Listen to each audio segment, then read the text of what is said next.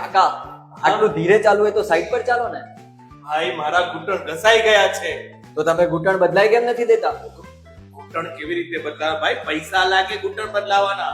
ઘૂંટણ બદલાવાના પૈસા લાગે એમ? હા અરે કાકા, યશવીન હોસ્પિટલ અને ડોક્ટર કુશનો સાથ હોય, આટલી બધી આધુનિક ટેકનિક હોય અને આયુષ્માન કાર્ડની મદદથી બિલકુલ ફ્રીમાં ઘૂંટણ રિપ્લેસ કરી આપવામાં આવે છે.